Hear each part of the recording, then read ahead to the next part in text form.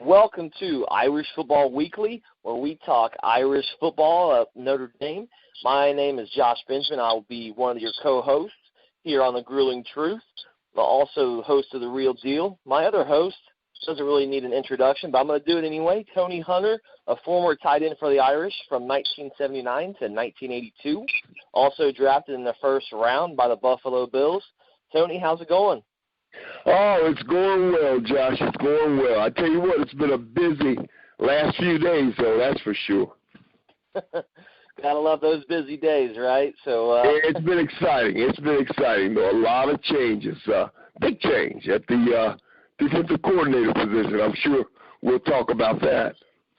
Yeah, we'll definitely talk about that. A couple other things to touch on. Talk about last week's unfortunate loss to Duke at home, 38-35 in a high-scoring match. But let's just jump back into what you just mentioned, the defensive coordinator position, Coach decided to make a change, and so we have Greg Hudson as the new defensive coordinator for the Fighting Irish.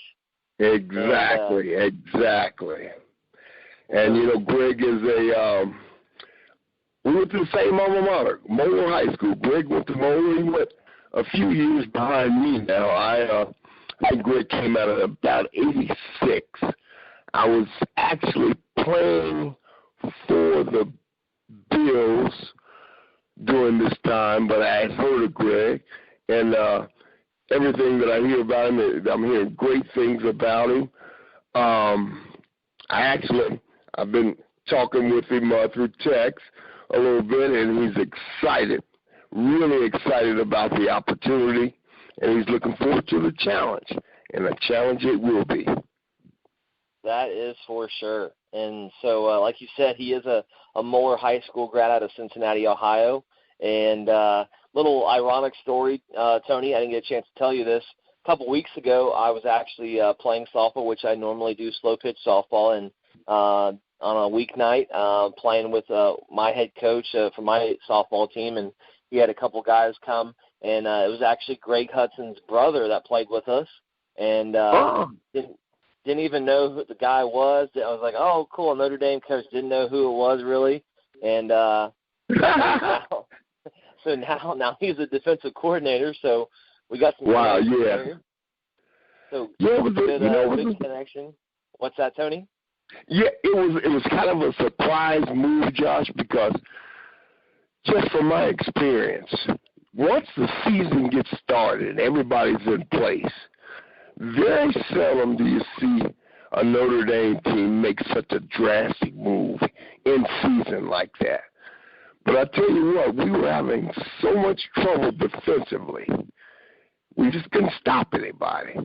And I guess Coach Kelly or someone felt that something had to be done about the defense and that it couldn't go and continue on the way it's going because, in my opinion, offensively, we're scoring enough points to win games.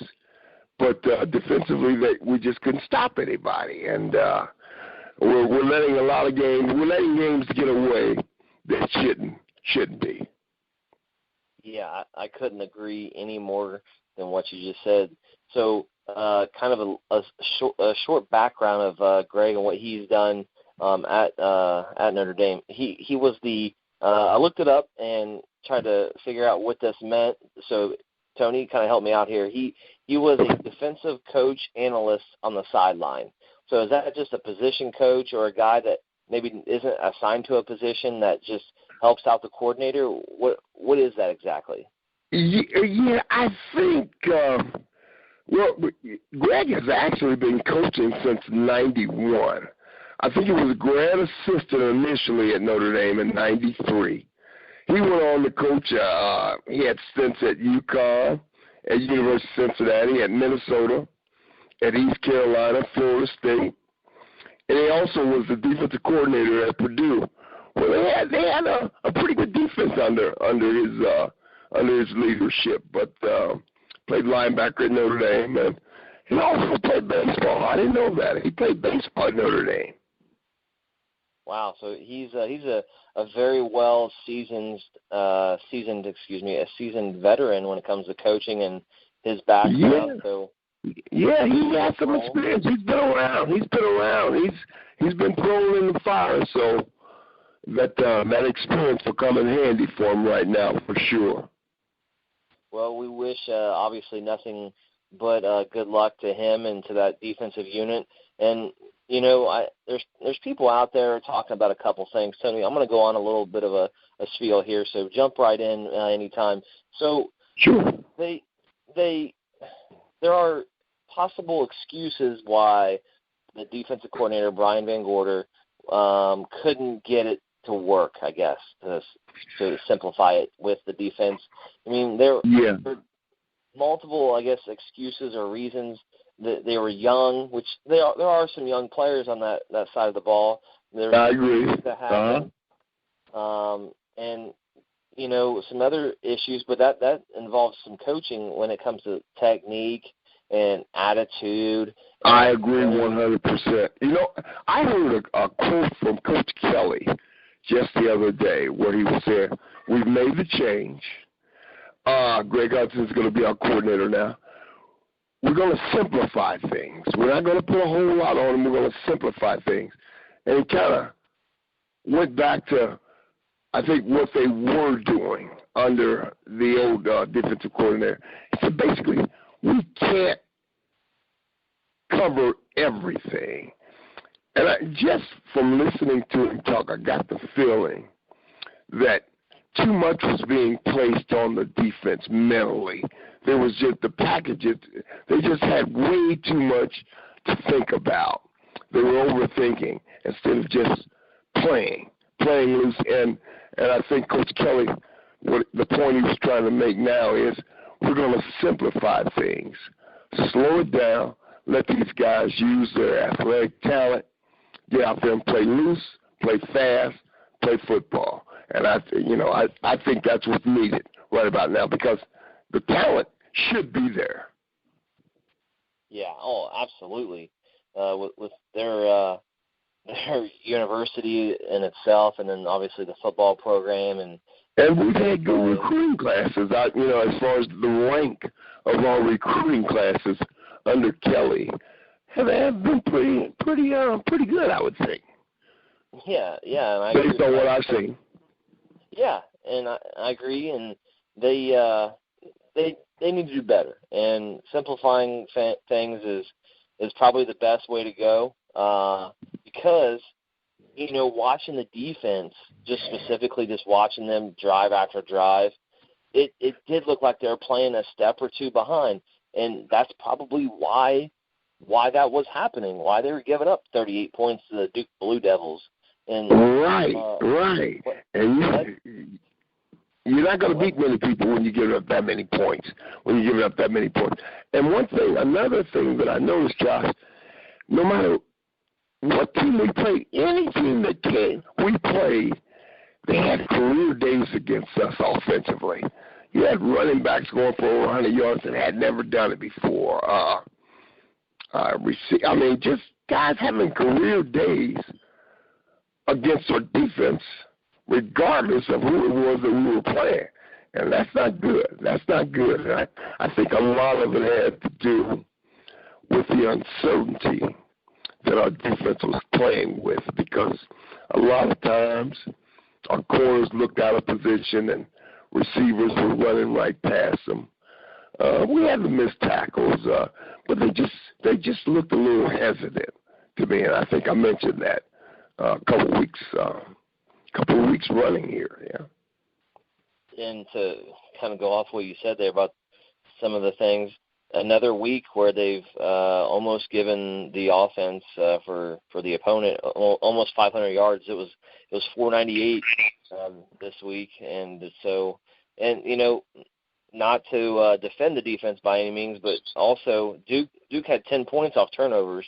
The offense had some fumble issues, and I think Kaiser threw an interception. So they weren't dealt the greatest hand against Duke, but they were up 14-0, if I remember correctly, in the first quarter, and so they had total control, and things just got out of hand and in a hurry, really, because I believe it was 14-14 right after the first quarter, so they got right back in it right away, and took the lead from there and kind of held on throughout the whole game. But I'm looking at some of the statistics in that Duke game. The final score was 38-35, and I thought we should have won the game, of course. First downs, Duke had 24, we had 24. Third down efficiency, they went 6 of 14, we went 5 for 12. They had a total of 498 yards. We had a total of 534 yards, which is pretty impressive. Passing yards, we won that battle with 381 yards. They had 290. Kaiser went 22 of 37 for that 381 yards, which is good. If you have an offense that's putting up 400 and 500 yards a week, you should win that game. You should win that football game. Absolutely. Going back to the defensive side just a little bit, they got their first sack of the season, kind of helped the situation to some extent, I guess, with the turnovers and whatnot, but finally got that first sack. I'm sure those defensive linemen and those linebackers started to really think about, okay, and not necessarily stats in general, but hey, when are we going to get a sack? What's going on? Why are we? I mean, that was good to see. That was good to see, John. But they averaged over 5. They averaged 5 yards a carry against us, and that's hefty. 5 yards a carry they averaged. Yeah, that's way too much. That's 2 touches, and then that's a first down every time. And exactly, and the defense is on the field way too long. Yeah, I agree with you on there. So the defense obviously has some work to do, and with their new defensive coordinator, I'm sure they'll change it around, do some good things. From what I get those guys up front. Get those guys up front to stop that run. 5 yards a carry. That's you can't win like that. And the time of possession wasn't too bad. They kept the ball for it was bad, but the difference wasn't really that striking.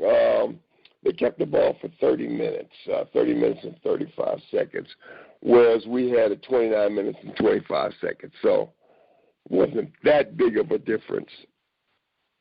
Yeah. But that rushing attempt, that 5 yards a carry, that has to stop. Yeah, way too much. Way too much. Offensively, though, some good things happened. I know you mentioned Kaiser with throwing 381 yards. He also led rushing, the rushing attack with 74 yards, which I'm not so sure that we want our quarterback to lead our rushing attack, but that's okay as long as we win, right? Yeah, he looked quick, too.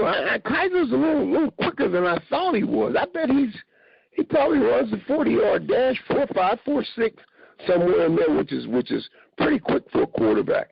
And another thing I noticed in that Duke game, he was getting good protection. And I noticed some of those young receivers are starting to step to the forefront. St. Brown, he made some great catches in that opening drive. I even saw the tight end starting to get involved in the offense. Another kid, Stefferson. Stefferson. He had number 29. He looked really impressive. He had a first quarter TD and had a nice catch. He's a freshman. We should keep trying to develop those guys like that. Stefferson, Dexter Williams, number 2 at running back. I thought he ran hard. We need to see more of that. I thought once they put him in the game and the conviction that he was running with, I thought it rubbed off on some of the other running backs. And I think we ought to give him a little longer look at tailback and see how he does. Yeah, and I was actually going to touch on the running back situation. Folston, it seems like he's getting less touches every game for whatever reason. And, Josh Adams and those guys are, the next guys up essentially. And like you said, they're actually somewhat of a younger team on offense too, not necessarily as a whole, but positions. Obviously Torrey Hunter Jr. is a senior over there, but St. Brown, man, he's exploded very well. Stefferson, you said. Sanders. I mean, those guys are explosive. They're talented. I think they have a talented receiving core. Yeah, and those skill guys are pretty top notch when it comes to been very young and developing, hopefully with their quarterback as well, into a very potent, not already, because they are pretty good. Obviously, 35 points, that should win you a ball game. But that should, most definitely. I think Torrey Hunter Jr., very talented. I think he's starting to come into his own. Definitely St. Brown is coming into his own. And I think Stephenson showed up on Saturday and let him know that he's a talented receiver as well. So I'd like to see those guys, which I'm sure I will, see them continue to get touches, and because they have a great guy in Kaiser to get them the football. And it's a situation they should feel blessed to be in and try to take advantage of it. Well, I don't know if any of our listeners really knew this, and I didn't actually know this until I started looking around and listening, but Kaiser is 5th in the country in scoring, averaging 24 points a game. Wow. That's pretty good. 24 points from one player. Distributing or scoring himself. That's pretty darn good. Oh, yeah. And you know what? Competition brings out the best in players. And I think the competition that he had to endure throughout the summer, trying to fight for that starting position with Zaire, I think that's helped him become a better football player.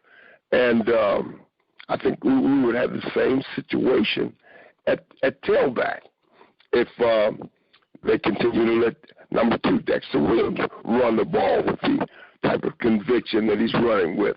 It'll rub off on the other guys, and they'll start to run like that. So competition's a good thing. Yes. Good point, Tony, about the competition amongst the position groups. That's pretty important. And speaking of competition, offensive lineman Quentin Nelson was rewarded by Coach Kelly and the staff with the number 1 jersey this week, and I'm not sure we've touched on that, and I'll take the blame for that. The number 1 jersey essentially is given to a player on the Notre Dame team that has basically shown the values, morals, and the character of what they think a perfect Notre Dame football player is. Oh, well, that's a great honor. That's a great honor. And they do that weekly, and this was the first time an old lineman won it. Is that right? And you know what? I noticed at the line, they played well. They played well against Duke because Kaiser had enough time to throw the football, and it shows up in the results. Look at all the yards we were able to gain. So congratulations. Yeah, and so I'm sure the O-line was celebrating together with that, because most of those guys are pretty unselfish, obviously, because they hardly ever get any credit. But that's where ball games are won, in my opinion. Obviously, people can catch and throw, but if no one can block for them, then they're kind of useless. Yes. But yeah, I tell you what, Josh, I'm excited to see what can be done with that defense. I think we're just scratched the surface as far as seeing the talent that's on that side of the ball. And another thing, I think I heard a quote from Brian Kelly where he said that he thinks there was some hesitancy to use the full depth of the roster that we had as far as players on the defensive side of the ball.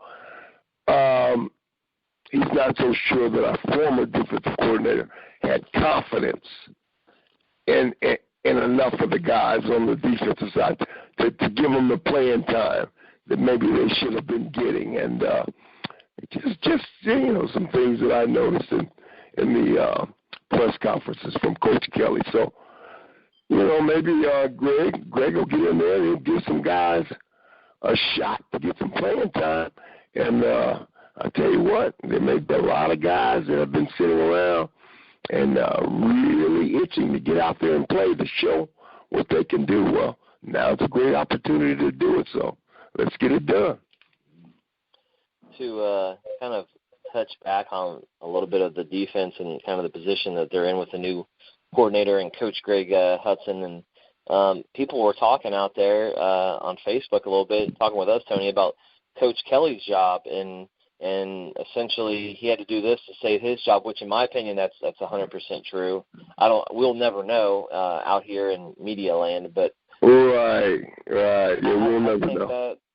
I think that was pretty crucial for him to do that, so that he could reestablish what's been made by him and his staff, and to kind of give a fresh start immediately, because at Notre Dame, you don't lose that many games a year. And if you do, your job's in question almost immediately. Correct me if I'm wrong on that, Tony. Well, I'll tell you what, it's Notre Dame is not a fun place to be at if you're losing football games. Believe you me, it can be a miserable environment because we're just not used to it. We're not used to it, and our fan base is not used to it, and it's unacceptable. It's just that simple.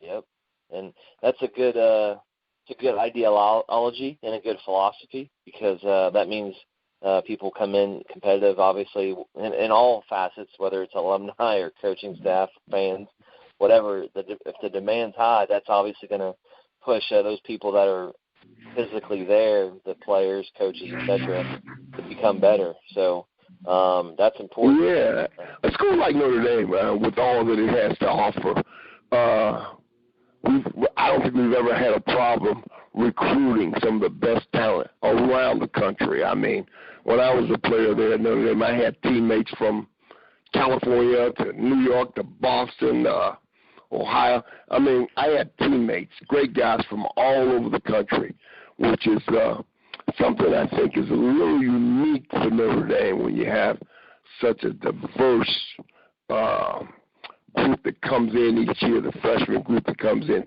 each year. I think whereas you take a USC, I think they predominantly recruit the Los Angeles, California area. I would say most of their players come from the California area. And I think that's pretty much true with a lot of the major powers. But more now, Alabama may be different. But Notre Dame, in my lifetime, it seems, we've always recruited the country. We could get good talent from all over the country, and I that's still the case. Notre Dame still has that much to offer to a kid that wants to go away and play in a top-notch program and get his degree from a University of Notre Dame. Yeah, the prestigious university up there, South Bend, is obviously well known, and academically, obviously, in athletics as well. And so we'll see what happens as we go along in this season. And speaking of going along in the season, the next game is up at MetLife Stadium against a 2-2 Syracuse Orange team. They play at noon this time, Eastern Standard Time, on ESPN. And a little bit of background about Syracuse. They beat UConn and Colgate this year, and they lost to highly ranked Louisville, and lost to USF. So a team that's struggling about 500, trying to get over the hump to have a winning record. Just as the Irish are trying to get to 500 and then get to that winning record, but I don't know how. I can't explain how crucial this game is. I know that they just got a new defensive coordinator, blah, blah, things like that are happening. Right, but right. I mean, if they happen to unfortunately go 1-4, Tony. Wow. I can't even fathom what's going to happen. Not necessarily changes immediately, but the pressure amount is going to be extremely high in that locker room. Yeah, things will get messy. I'll tell you what, things get ugly when you lose at Notre Dame, believe me. But we have an opportunity to go up to Syracuse and get a big win. I think we let one slip away against Duke, to tell you the truth. That's a game we should have won. I'm pretty sure that there are a lot of Notre Dame fans that would agree with me. We should have won that game against Duke. Now against Syracuse, we should win this game. I I think the offense is going to come ready to play, put the points up. Just defensively, I hope we show some improvement this weekend. That's going to be the key. If we can show some improvement and just start to stop people, we should be okay. We should be okay. I think one of the goals for the defense this week, keeping it simple, philosophy, like they said, is to have more stops on our unit than the other defensive unit for Syracuse, which hopefully means that Notre Dame pulls out the win and moves to 2 and 3 and starting to get back in the swing of things.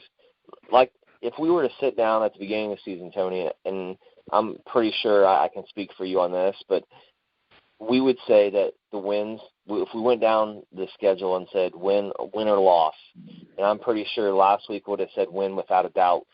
No, without a doubt. You look at our scores. Let me just kind of recap real quick our scores what we had for last week for the game. I said 49-17, and you said 38-14. I mean, those aren't just, squeakers. Those are blowouts, and it is what it is. Wow. The past is the past, and we're going to move on. But I'm in agreement with you. We should definitely go in and dominate this game, especially on offense. So. Yeah, I think so. I think this is a game we should win. And the reason I say that, I mean, we have some much tougher games coming up. We got that Stanford game coming up, and we have some big time college programs coming up on our schedule. So this is one we need to take advantage of. We need to win this game, and I think it's early enough in the season to where if we could get a big win against Syracuse, we can start to turn this thing around. And a lot can happen throughout the course of this college season because there's so much parity. So you never know. You never know what could happen. Alabama could lose and Ohio State could lose. They're just starting to get into the meat of their programs, and we can start to move back up the rankings. So big game this weekend. Yeah, absolutely. I'm all for that. All those things happening there. The history of Notre Dame and Syracuse football-wise, the Irish hold a 4-3 advantage over the Syracuse Orangemen, including a 31-15 victory the last time they met, which was September 27th, 2 years ago, 2014, up at MetLife Stadium. So they've been there. They've won before. At least these upperclassmen have, these seniors and juniors. And so they know what they're going to get when it comes to the team as far as the atmosphere and most of their play, really. So, and I'm sure we'll have a strong Notre Dame backing there. I'm sure we'll have a big Notre Dame following at that game. So there'll be a lot of support. There'll be a lot of team support for us. Yeah, I couldn't agree more. Some things that I know we touched on a little bit of some key aspects in which the Irish need to do this week. Obviously, we need to reestablish our identity on defense, in my opinion, and keep that simple attitude and keep the attitude of making sure the ball doesn't get past the goal line, whatever it takes. And so, that's important. Let these young guys get some experience. Throw them out there. Let them get some experience. Play some different guys. Get some guys out there that maybe haven't been playing, and a lot of those guys are standing on the sidelines wanting to get into the game to show what they can do. So, we may have some guys that step up and show that there's excellent college football players and take us on down the stretch. So it'll be interesting to see defensively if we make that improvement that we have to make. And I'm eager to see, going along with that, I'm eager to see how the offense plays, not necessarily how many points we put up, but see if they change their time, their rhythm a little bit when it comes to time of possession, to see if they can give that defense not necessarily a breather, but some confidence. Right. And give Coach Hudson some confidence and get the ball in our hands for longer than the other offense has, and give them maybe a different setting, a different view, and maybe that'll change it. Maybe it will. I don't know, but I'd like to see the offense kind of not necessarily hold the ball, but manage the game a little bit, even though we. Yeah, I know what you're saying. I know what you're saying, Josh. And the running game would help that way. If the running game would come around just a little bit more, it'll allow it'll actually be better for Kaiser if the running game steps up just a little bit more because if you have the threat of a couple good backs coming out and really hurting your defense, that gives Kaiser that much more time to sit back there in that pocket and rifle that ball down the field like he does, and get some of these young receivers and some more experience and some more success, which breeds confidence, and we could be a really special group offensively this year, and we have been. Yeah, and, I got to talk about it. Special teams, they have to make some plays without committing any penalties. They've had a couple nice plays the last couple weeks that kind of been negated by penalties, and so I'm ready to see C.J. Sanders break one out again, either on punt or kickoff return. Hopefully not kickoff return. Hopefully they only kick off once, right? Yeah. What do we have? We had 2 penalties for 20 yards. We had 1 interception. But as far as our running game was concerned, we had, 37 rushes, and we averaged 4.1 yards a carry. That's not too bad. That's a pretty good yards per carry average, but I think we could be better. Special teams wise, I thought we were okay, but we can be better. Yeah, and so hopefully we have a good big momentum changing play or two on that special team side to kind of boost the defense and the offense in their own individual ways. And the average rush or average yards per rush, I should say. 4.1. That's not too bad. 4.1 is really not a bad average per carry. Yeah, not at all. So those are some definite keys to this week and getting that win up in MetLife Stadium. We're at the segment of the 3 toughest picks of the week, which I'm not a big fan of right now because Tony's 6-3 and I'm 4-5, which is oh my God. That's not bad though. That's not bad. I tell you, I was trying to keep up with the scores, and man, I tell you, you just never know who's going to show up from week to week. Yeah, that's absolutely true.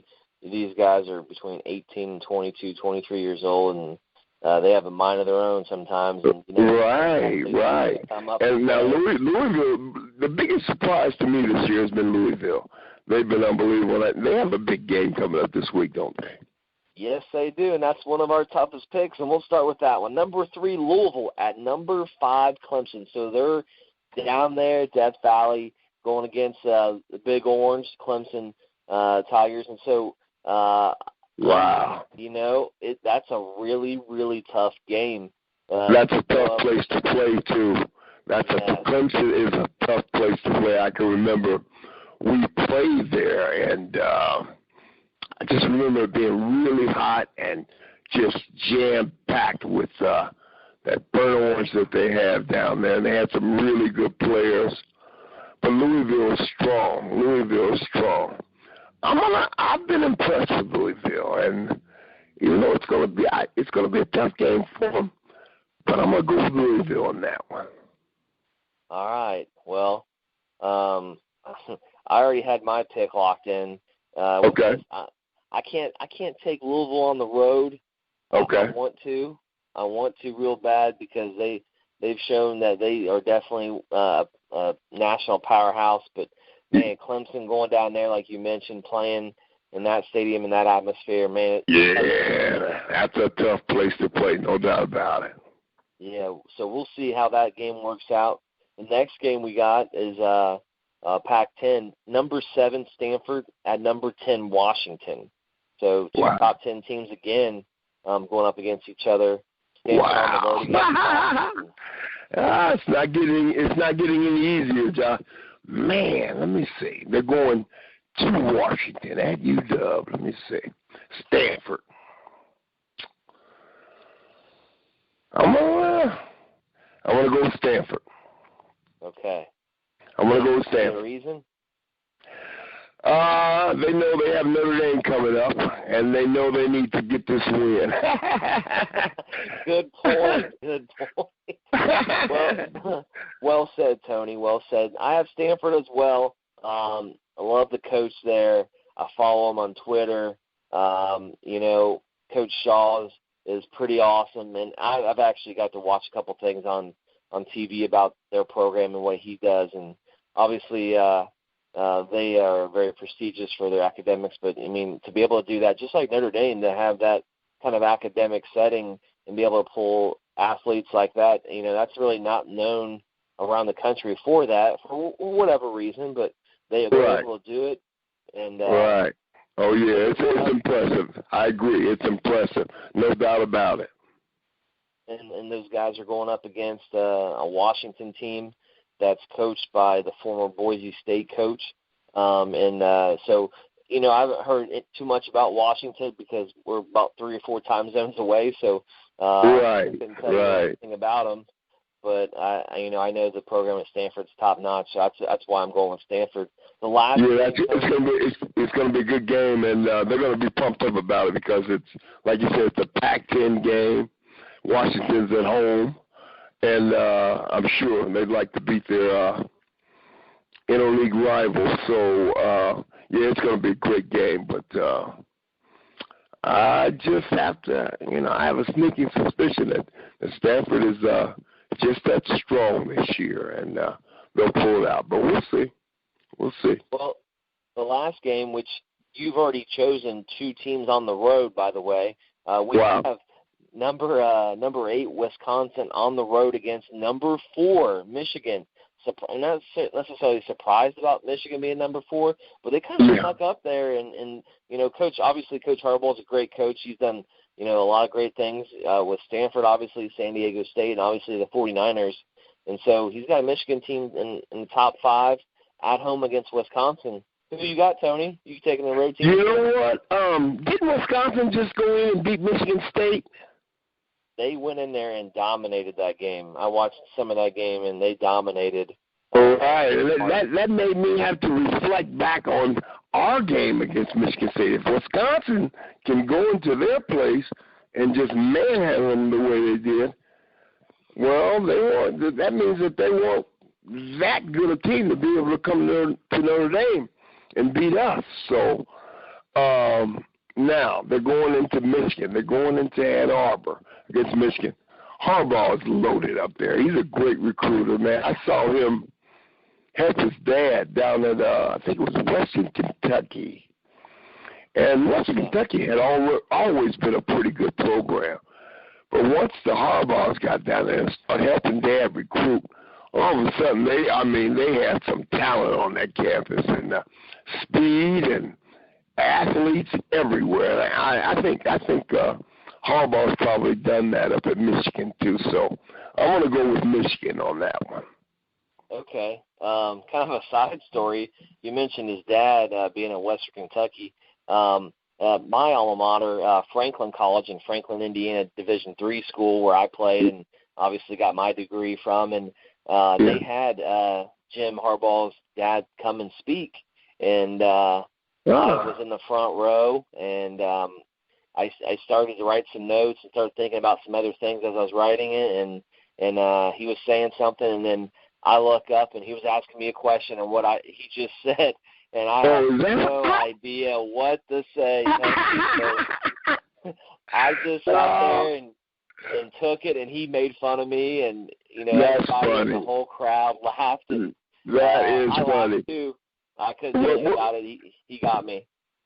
Yeah, I think what was his saying? I think who's got it better than us? I think that was the family saying, and I think Jim Harbaugh has his team saying that. Who's got it better than us? So but that's a funny story though. I saw a music video now that you said that about him not necessarily rapping, but attempting to. And that music video is pretty funny. So we both got Michigan. Then we both got Michigan. So looks like we share 2 games, and we're different on one, and hopefully the different one is I'm right, so I can jump back in this game with you. Wow. So, Yeah. So upset of the week.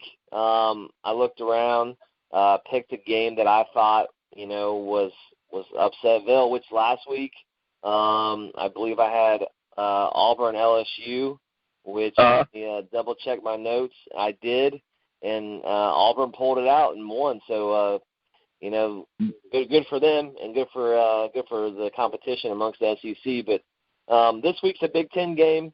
It is a familiar foe for the Irish. It's number 17 Michigan State. They're playing at IU, and I'm saying the Hoosiers are going to upset the Spartans at home, and they're going to pull down the goalpost and party all night. You think so, huh? I haven't seen IU this year at all. But if Michigan State is anything near what they were projected to be, they should win that game, I think. But I tell you what, to lose at home against Wisconsin the way they did, they may be a little down in the dumps going into this game, and they may get surprised. Yeah, they'll either go down there to IU as down in the dumps, or they're going to come down, as a savage and get after it. That's true. That's true. I've always known Michigan State to play well at home, though. I know whenever we went to Michigan State, they played us hard. We watched films of them the previous week, the week prior to playing us, and I mean, they looked terrible. We'd go up there, and they look like they have a couple Pro Bowlers over on that defense, 4 or 5 Pro Bowlers. I mean, they played at a totally different level whenever we would come into that stadium. And so that's what I expected against Wisconsin, but that's not what happened. No, definitely not. That was surprising to me, too. And so there's upset of the week. We'll see how that goes. Our favorite time is Irish prediction time. I want to jump in and go first this time, Tony. I think the Irish bounce back with a win on the road, a tough win. I think it's going to be closer than we think to some extent. I got them winning 30-20. 30-20 points. Yeah, but I think they're going to control the line of scrimmage very well. I think they're going to come in more strategic on the offensive end, hopefully, and be able to hold that time of possession pretty high to wear down that defense for the Syracuse Orangemen, but also give us our defense some confidence and some breaks, and give Coach Hudson his first win as the coordinator at Notre Dame. Oh, that would be fantastic. I would love to see it. I tell you what, we just seen. I'm going to start calling this team the Cardiac Kids because they can't ever make it easy, it seems like. So I think it's going to be a pretty close game. I don't think it'll be as high scoring. I hope the offense explodes for ND. But I'm going to say it's going to be a 28-24 nail-biter. Notre Dame wins it. Okay, so 28-24, Irish win. And there's our segment of Irish prediction. Hopefully both of us are right with the Irish win. Obviously, no matter if it's 1 point or 20 points, we get that win, and that's all that matters right now, get that confidence back in that program. That's just what the doctor ordered right now for this team, and it would be huge for our confidence.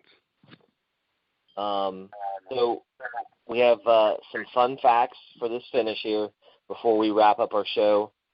For week 5 in the season for Irish Football Weekly. So head coach Brian Kelly, begins his 7th season here at Notre Dame. He won at least 8 games in each of his first 6 seasons as the head coach at Notre Dame. And he's the only Irish coach to accomplish that. 8 wins in each season. Yeah. Okay. 8 wins. That's impressive. Win at least 8 games in the first 6 seasons. And he's the only Irish coach to do that. So if his job's in question, so were a lot of others in the past, if something like that happens. But that's the first one. And this is for this year. So Notre Dame has already played 20 different players in their first year of eligibility this year, including 12. 12. Wow. It's a young team. But I can remember when I came in as a freshman. Our first game was against Michigan, up there at Michigan. Nationally televised game, sold-out crowd, 110,000 people. And I was supposed to be a reserve player. I was supposed to be the backup to my old high school teammate, Dave Condini, who was starting at wide receiver for Notre Dame. But Condini just so happened to break his arm in warm-ups. We were in pre-game warm-ups, and he tripped and he fell and he broke his arm. And they said, Tony, Condini's arm is broke. He can't play. You're going to have to go. Wow. I went, what? I said, okay. I took a deep breath and said, I'm just going to go out here and I want to go 100 miles an hour. Whatever happens, happens. That's the kind of attitude these young guys have to take. Get out there and just go play football. And things have a tendency to work out just fine if you go out there and just play fast, play hard, and everything will work out for you. Wow, that's an amazing story, especially being a freshman. That puts a lot of nervousness into you already. Not that you're already nervous anyway, but. Oh yeah, I didn't expect to play. I expected to play, of course. I expected to play and play a lot. But when he broke his arm and they said, you're gonna have to start and you're gonna have to play the whole game, I said, okay, let's go. It's time to go. And that's the attitude they have to have. It's time to go. Let's just go play football. Yeah, good advice. And so this kind of wraps up our weekly show for Irish Football Weekly. And listeners out there, don't forget to check out our website, thegruelingtruth.net, which has tons of different shows in different sports. It has boxing, it has football, college and pro, it has baseball, it has, multiple sports, for a lot of people out there that like all those types of sports. So get on there and check it out. Check out Tony's show with the LA Rams. Check out my show, The Real Deal. And you can listen to those anytime you want on several media outlets such as Stitcher, Spreaker, Google Music, iTunes, and iHeartRadio. Jump on there and search our names and find us there. I also have a Twitter account. It's at CoachJB4. So find us on there. We chat it up usually during the Notre Dame game a little bit on the Facebook with some people, probably some alumni and some friends of Tony's and fans of Notre Dame. So join us on there. Join us on Twitter. Join us on thegruelingtruth.net, folks. For my co-host, Tony, this is Josh Benjamin signing off for Irish Football Weekly. Go Irish. Peace. Go Irish.